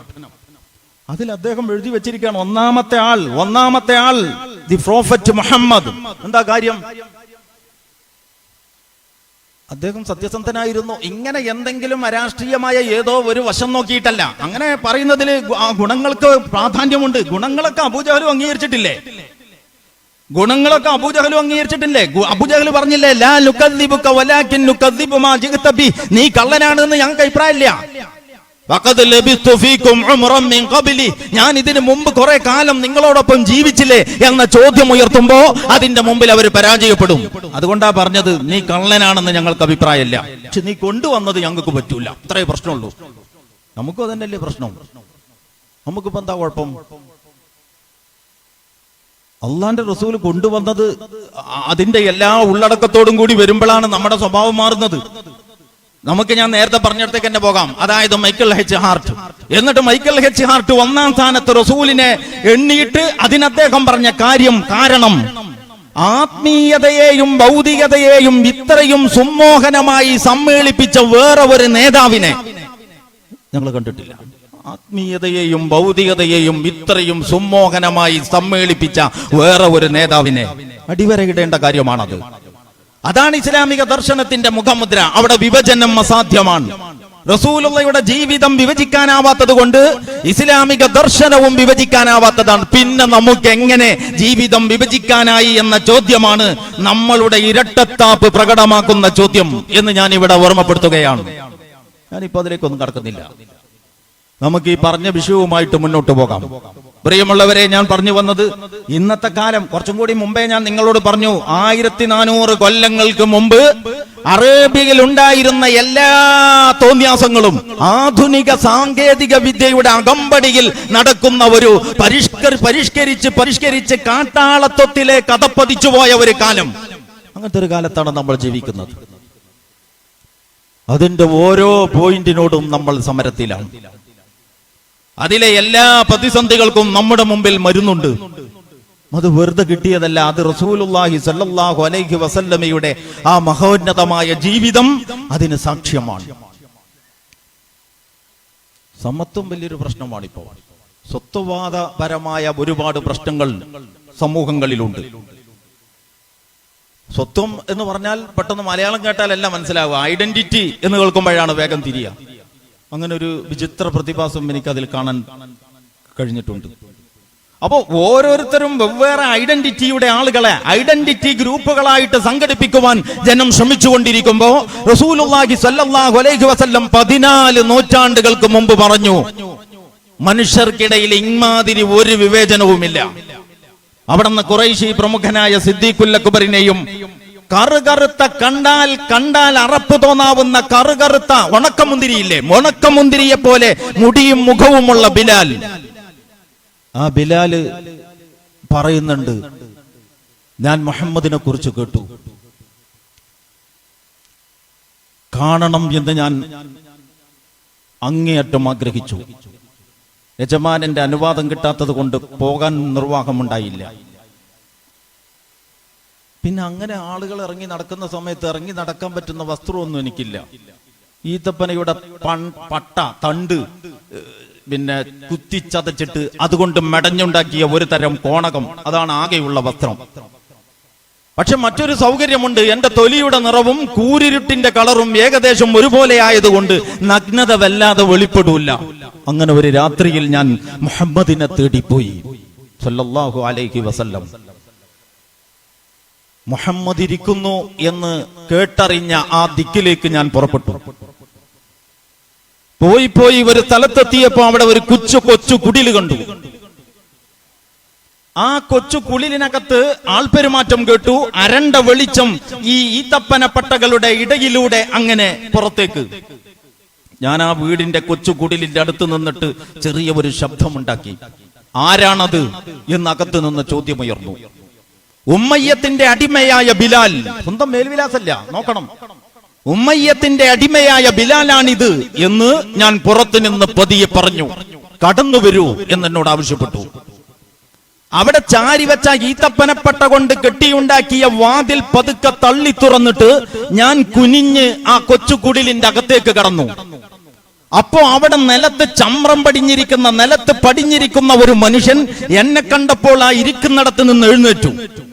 മാസങ്ങളായിട്ട് ഒട്ടകത്തിന്റെ തൊഴുത്തിൽ ഒട്ടകത്തിന്റെ കാഷ്ടത്തിന്റെയും മൂത്രത്തിന്റെയും കൂടെ കിടന്നതിന്റെ ഫലമായി ദുഷിച്ചു മുഷിഞ്ഞ എന്റെ ശരീരം, എന്റെ വിയർപ്പിന്റെ ഗന്ധവും കൂടിയ ഈ മുഷിഞ്ഞ ശരീരത്തെ അവിടെ ഇരുന്ന ആ മനുഷ്യൻ എഴുന്നേറ്റ് പതിയെ നടന്നു വന്ന് എന്നെ മുറുക്കി അണച്ചു പിടിച്ചു. അന്നാണ് ജീവിതത്തിൽ ആദ്യമായിട്ട് ഒരാൾ എന്റെ ശരീരത്തെ മറ്റൊരാളുടെ ശരീരത്തോട് ചേർത്ത് പിടിച്ചത് എന്ന് ബിലാൽ പറയുന്നുണ്ട്. രോഹിത് വേമുല എന്ന് പറയുന്ന ചെറുപ്പക്കാരൻ ഉന്നത വിദ്യാഭ്യാസ രംഗത്ത് പഠിച്ചു മിടുക്കനായി പോകാനുള്ള എല്ലാ ശേഷിയും ഉണ്ടായിരിക്കെ താഴ്ന്ന ജാതിയിൽ പിറന്നുപോയി എന്ന പാതകത്തിന്റെ പേരിൽ ജാതീയതയുടെ ദൂരതീരങ്ങളിലേക്ക് മാറ്റി നിർത്തപ്പെട്ടിട്ട് അതിന്റെ നിരന്തരമായ വേട്ടയാടലുകൾ സഹിക്കാൻ കഴിയാതെ എന്റെ ജനനം തന്നെയാണ് എന്റെ പാപം എന്ന് എഴുതി വെച്ച് ജീവനൊടുക്കിയ ഈ ആധുനിക കാലത്ത് ഈ ബിലാലിന്റെ കഥക്ക് വല്ല പ്രസക്തിയുമുണ്ടോ? അതാണ് ചോദ്യം. നമ്മൾ അറബിപ്പാട്ടും പാടിയിട്ട് റോട്ടിൽ കൂടി പോയാൽ ആരെന്തറിയാനാണ്? നിങ്ങൾക്ക് ഇങ്ങനത്തെ ഒരു പ്രവാചകനെ പറ്റി ഇത്രയും വലിയ സ്ഥിതി സമത്വത്തിന്റെ അസാധാരണമായ ആവിഷ്കാരം, ഇത് വെറും വർത്താനല്ല, സമത്വത്തിന്റെ അസാധാരണമായ ആവിഷ്കാരം. പള്ളികളിൽ നിങ്ങൾ പോയി നോക്ക്. എന്റെ ഒരു സുഹൃത്ത്, ഞാൻ ഖത്തറിലുള്ള സമയത്ത് എന്നോട് പറയും, അവിടെ ഖത്തറിലെ സുപ്രീം കോടതിയിൽ ജോലി ചെയ്യുന്ന എന്റെ ഒരു സുഹൃത്തുണ്ട്. വലിയ ജോലിയൊന്നല്ല, അദ്ദേഹം ഡ്രൈവറാണ്. അദ്ദേഹം പറയും, ഞങ്ങളുടെ പള്ളിയിൽ ഈ കോടതി സമുച്ചയത്തിലുള്ള പള്ളിയിൽ ഒരു ഫറാഷ് നാത്തൂർ, ഈ സ്വീപ്പർ അടിച്ച് വൃത്തിയാക്കുന്ന ആൾ, അദ്ദേഹം തന്നെ ആ ബാങ്ക് വിളിക്കാം. അപ്പൊ നിസ്കാരത്തിന്റെ സമയം എഴുതി വെച്ചിട്ടുണ്ട്. മൊഹമ്മദ് സാഹിബ് ഇവിടെ ഇരിക്കുന്നുണ്ട്, അദ്ദേഹത്തിന് എന്നെക്കാളും ഈ തലവൊക്കെ അറിയുന്നതാണ്. അങ്ങനെ ആ ബാങ്ക് വിളിച്ച, അപ്പൊ ഈ സമയമാകുമ്പോ എഴുതി വെച്ച സമയമാകുമ്പോ ബാങ്ക് വിളിക്കും, അവിടെ എഴുതി കാണിച്ച സമയമാകുമ്പോ നിസ്കാരം തുടങ്ങും. അപ്പൊ ഈ പള്ളിയുടെ അവലങ്കരയും മൂത്രപ്പുരയൊക്കെ കഴുകി വൃത്തിയാക്കുകയും പങ്കുകൊടുക്കുകയും ചെയ്യുന്ന ഈ മനുഷ്യൻ തന്നെ ഇമാമുക്കും. അവിടുത്തെ കോടതിയിലെ ജഡ്ജിമാരുൾപ്പെടെയുള്ള പ്രമുഖരായ ആളുകൾ ഈ മനുഷ്യന്റെ പിന്നിൽ നിന്നിട്ട് നമസ്കരിക്കും. അവിടത്തെ ജഡ്ജി, ചീഫ് ജസ്റ്റിസിന്റെ തല ചില സന്ദർഭങ്ങളിൽ ഈ ഫറാഷിന്റെ, ഈ തൂപ്പുകാരന്റെ കാലിന്റെ കീഴിലായിരിക്കും. നോക്കണം നിങ്ങൾ, സമത്വം ഒരു പ്രഭാഷണമല്ല, സമത്വം ഒരു ജീവിതാനുഭവമാക്കി മാറ്റിയ ഒരാദർശത്തിന്റെ ആളുകൾക്ക് ജാതീയതയുടെ ദൂരതീരങ്ങളിൽ മാറ്റി നിർത്തപ്പെട്ട് കണ്ണീര് കുടിക്കുന്ന മനുഷ്യ മക്കളോട് റസൂലുള്ളാഹി സ്വല്ലല്ലാഹു അലൈഹി വസല്ലമയുടെ പക്ഷത്ത് നിന്നുകൊണ്ട് എന്തെങ്കിലും പറയാനുണ്ടോ? അതാണ് റബീഉൽ അവ്വലിലെ നമ്മളുടെ ചോദ്യം. വല്ലതും പറയാനുണ്ടോ? ഉണ്ടെങ്കിൽ ആ പറയലിന് പ്രസക്തിയുണ്ട്. അതങ്ങനത്തെ ഒരു ക്ഷണം, അങ്ങനത്തെ ഒരു വിളി, അങ്ങനത്തെ ഒരു വിമോചനത്തിന്റെ ഒരു കാഹളം ജനം കാതോർത്തിരിക്കുകയാണ്. നമുക്കത് ഏറ്റെടുക്കാനും അതിന് ശബ്ദം നൽകാനും സന്നദ്ധമാണോ നമ്മൾ? ഇത് മാത്രമാണ് ചോദ്യം. ആളുകൾ ഇത് ദാഹിച്ചുകൊണ്ടിരിക്കുകയാണ്. അപ്പോഴാണ് നേരത്തെ ഞാൻ പറഞ്ഞ മാതിരി അറബിപ്പാട്ടും പാടിയിട്ട് നമ്മൾ ഈ അങ്ങാടി കൂടി പോണത്. അറബിപ്പാട്ടിന് ഗുണമുണ്ടോ ദോഷമുണ്ടോ എന്നുള്ളതല്ല, അതുകൊണ്ട് നാട്ടുകാർക്ക് എന്ത് കാര്യമാണ്? ആർക്കാണ് ഇത് മനസ്സിലാകുന്നത്? നമ്മളുടെ പ്രവാചകൻ സല്ലല്ലാഹു അലൈഹി വസല്ലമയുടെ ജീവിതത്തിൽ നിന്ന് എന്ത് പാഠമാണ് പഠിച്ചത്? എന്ത് സന്ദേശമാണ് ഈ ആധുനിക ലോകത്തിന് നൽകുന്നത്? എന്റെ മുമ്പിൽ ധാരാളം സ്ത്രീകൾ ഇരിക്കുന്നുണ്ട്. നേരത്തെ ഞാൻ എന്റെ സംസാരത്തിന്റെ ഒരു ഭാഗത്ത് പെണ്ണായി പിറന്ന പാതകത്തിന്റെ പേരിൽ പിഞ്ചു പൈതങ്ങളെ ജീവനോടെ കുഴിച്ചു മൂടുന്നതിൽ അഭിമാനം കണ്ടെത്തിയ, അതൊരു നിന്ദയായിട്ട് കണ്ട എന്നല്ല, അതിൽ അഭിമാനം കണ്ടെത്തിയ ഒരു കാട്ടാളന്മാരുടെ കാലത്തെ കുറിച്ച് പറഞ്ഞു. അവിടെ നിന്ന് റസൂലുള്ളാഹി സ്വല്ലല്ലാഹു അലൈഹി വസല്ലമ വന്നു. എന്നിട്ട് ഈ പെൺകുട്ടികൾക്ക് വേണ്ടി സംസാരിച്ചു. അല്ലാഹു സുബ്ഹാനഹു വ തആല അങ്ങനത്തെ പെൺകുട്ടികളുടെ വിഷയം ഒരു ഗൗരവപ്പെട്ട വിഷയമാണെന്ന് ഖുർആനിലൂടെ ഉയർത്തി. ഈ കിരാതത്വമായ ഈ ചെയ്തികളെ ആക്ഷേപിച്ചു ഖുർആൻ. അങ്ങനെ ഒരു ജനത വളർന്നു. അതിൽ നിന്ന് ആയിഷ റളിയല്ലാഹു അൻഹയെ പോലെയുള്ള മഹതികൾ ഉണ്ടായി. റസൂലുള്ളാഹിയുടെ പുണ്യ ജീവിതം നമുക്ക് പരിചയപ്പെടുത്തുന്നതിൽ പുരുഷന്മാരായ പണ്ഡിതന്മാരെ പോലെ തന്നെ ആ സഹാബത്തിലെ വനിതകളുടെയും സജീവ സാന്നിധ്യമുണ്ടായി. അവിടെ കൊണ്ട് തീർന്നില്ല. ഇസ്ലാമിക ചരിത്രം സ്ത്രീകൾക്ക് നേടിക്കൊടുത്ത മഹത്വത്തെ കുറിച്ച് പ്രസംഗിക്കാൻ നിൽക്കുകയാണെങ്കിൽ ഒരു ദിവസം പൂർണ്ണമായിട്ട് പ്രസംഗിച്ചാലും തീരൂല്ല. അത്രയും വലിയ ഐതിഹാസികമായ വിജയഗാഥകൾ വനിതാ രംഗത്ത് സ്ത്രീ സമൂഹത്തിന്റെ കയ്യാൽ, അവർക്ക് വേണ്ടിയിട്ട് വേറെ ആരോ ഒന്നുമല്ല, സ്ത്രീ സമൂഹത്തിന്റെ കയ്യാൽ വിരചിതമായി. എന്തിനധികം പറയണം? ഇസ്ലാമിക രാഷ്ട്രത്തിന്റെ ഭരണാധികാരി നിന്ന് പ്രസംഗിച്ചുകൊണ്ടിരിക്കുമ്പോ എന്താ പ്രശ്നം എന്ന് വെച്ചാൽ, നമ്മുടെ ഈ നാട്ടിൽ ഈ സ്വർണവും പണ്ടവും ഒക്കെ ഉണ്ടല്ലോ, ഈ കാശും ഒക്കെ ഉണ്ടല്ലോ ഈ സ്ത്രീധനമായിട്ട്. ഇതിന്റെ നേരെ ഇതിപ്പോ ഒരു ജാഹിലിയ സമൂഹത്തിന്റെ സ്വഭാവമാണ് നമ്മളുടേത്. ഇസ്ലാമിക സമൂഹത്തിൽ വിവാഹത്തിൽ സ്ത്രീക്കാണ് അധികാരം, സ്ത്രീക്കാണ് സാമ്പത്തിക നേട്ടം. അല്ലാതെ പിന്നെ വിവാഹം എന്ന് പറഞ്ഞാൽ പെണ്ണിന്റെ വീട്ടുകാര് കുത്തുവാളെടുക്കുന്ന പരിപാടിയുടെ പേരല്ല. വിവാഹം എന്ന് പറയുന്നത് ഇസ്ലാമിക സമൂഹത്തിൽ സ്ത്രീകൾക്ക് സാമ്പത്തിക നേട്ടമുള്ള ഒരു ഏർപ്പാടാണ്. അതിനാണ് മഹർ എന്ന് പറയുന്നത്. അങ്ങനെ മഹർ അനിയന്ത്രിതമായി ആളുകൾ ചോദിച്ചിട്ട് പാവപ്പെട്ട പുരുഷന്മാർക്ക് വിവാഹം ചെയ്യാൻ കഴിയാത്ത സ്ഥിതി വന്നപ്പോ അതിലൊന്ന് ഇടപെട്ട് കളയാം എന്ന് ഉമറുൽ ഫാറൂഖ് റളിയല്ലാഹു അൻഹു തീരുമാനിച്ചു. ഭരണാധികാരിയാണ് അദ്ദേഹം. ആളുകൾ കൂടിയിടത്ത് ചർച്ചക്ക് വെച്ചു ഈ വിഷയം. അതിനൊരു ആമുഖം പറഞ്ഞു, അത്രേ ഉള്ളൂ. ഒരാമുഖം പറഞ്ഞിട്ട് അവിടെ ഇരുന്നില്ല. അതിനു മുമ്പ് ആ സദസ്സിൽ നിന്നൊരു സ്ത്രീ എഴുന്നേറ്റു. അള്ളാഹുവും റസൂലും അനുവദിച്ച ഒരു അധികാരം, അതിന് പരിധി വെക്കാൻ ഉമറെ താങ്കൾ ആരാണ്? ചരിത്ര ഗ്രന്ഥങ്ങൾ നിങ്ങൾ നോക്ക്.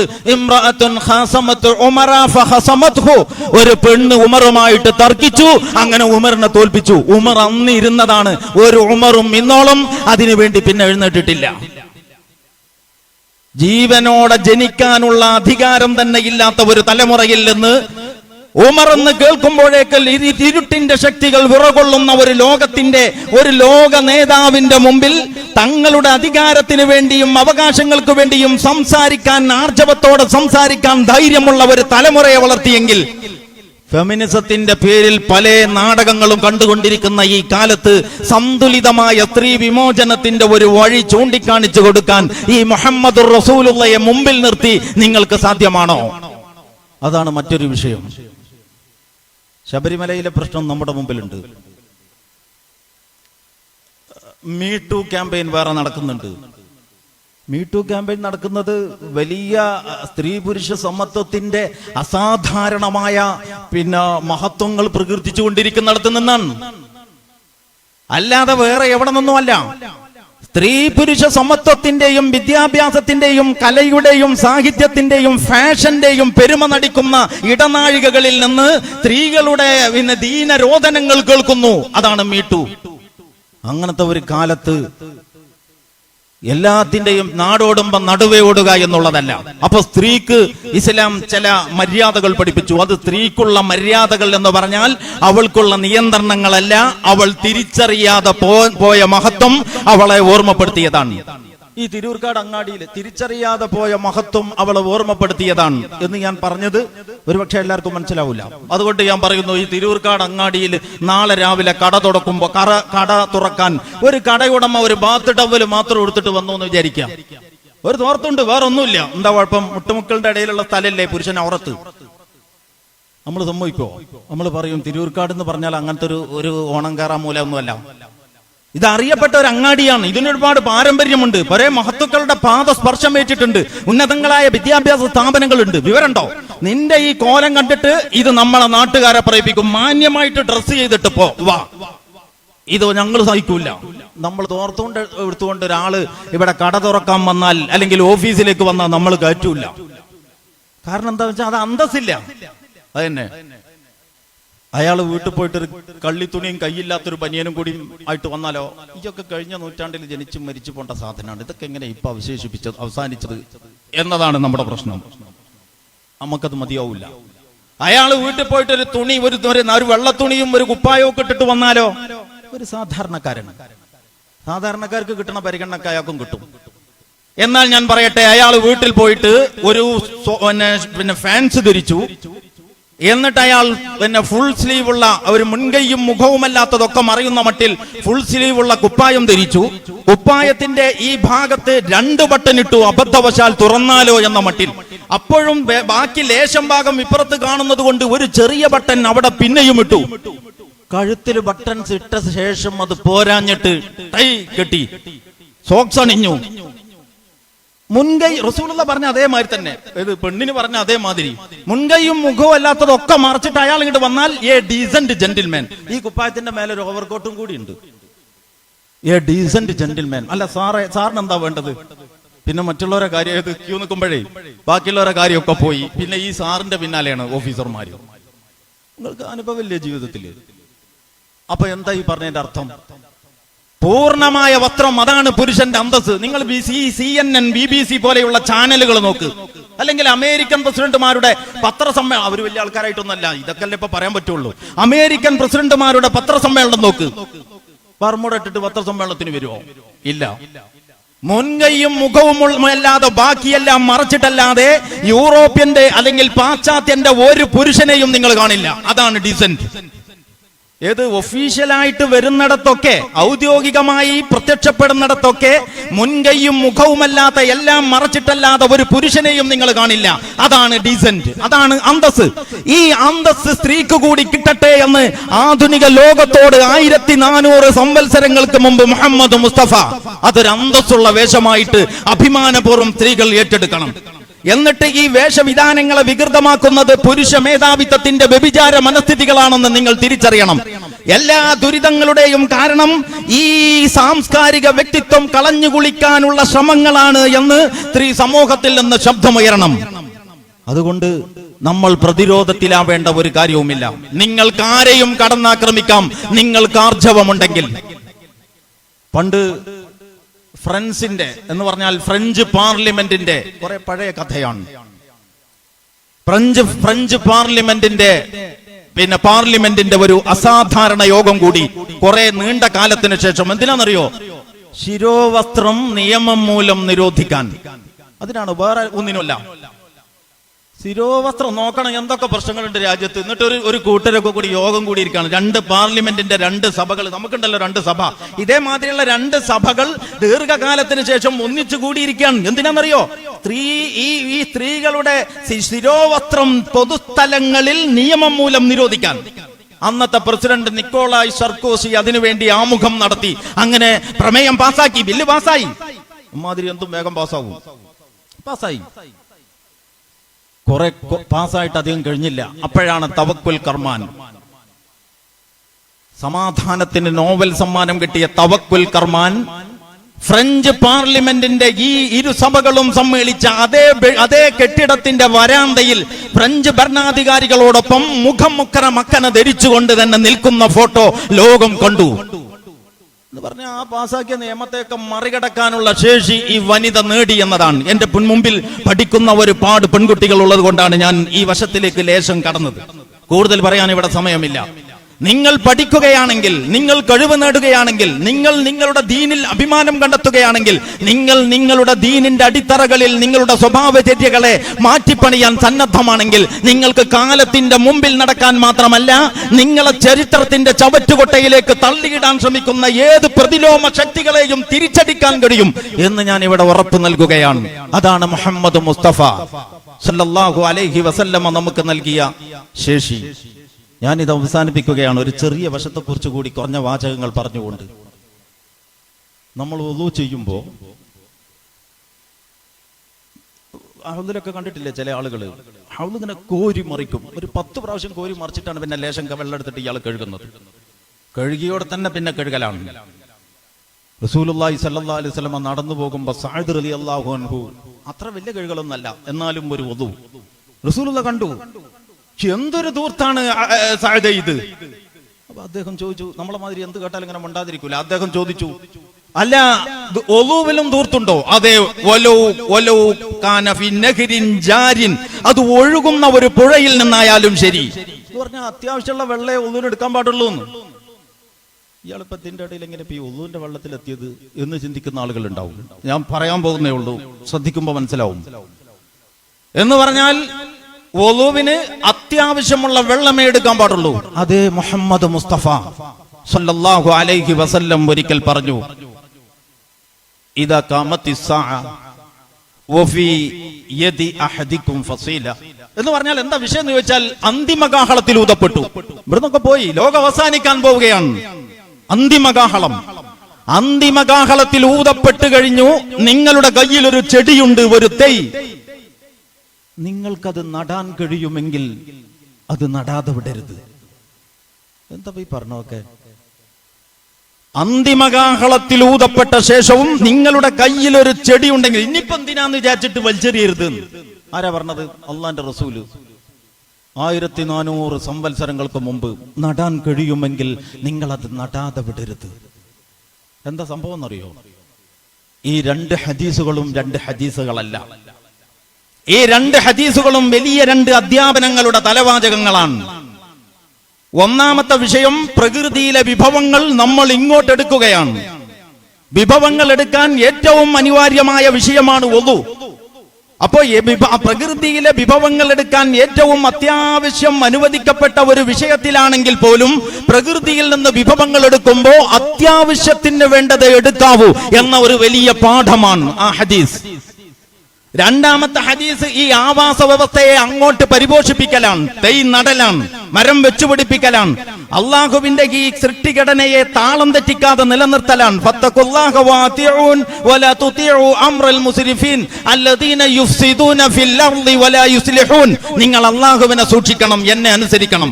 വലാ തുതിഉ അംറൽ മുസ്രിഫീൻ, ധൂർത്തരുടെ വഴി നിങ്ങൾ പിൻപറ്റരുത്. അല്ലദീന യുഫ്സിദൂന ഫിൽ അർളി വലാ യുസ്ലിഹൂൻ.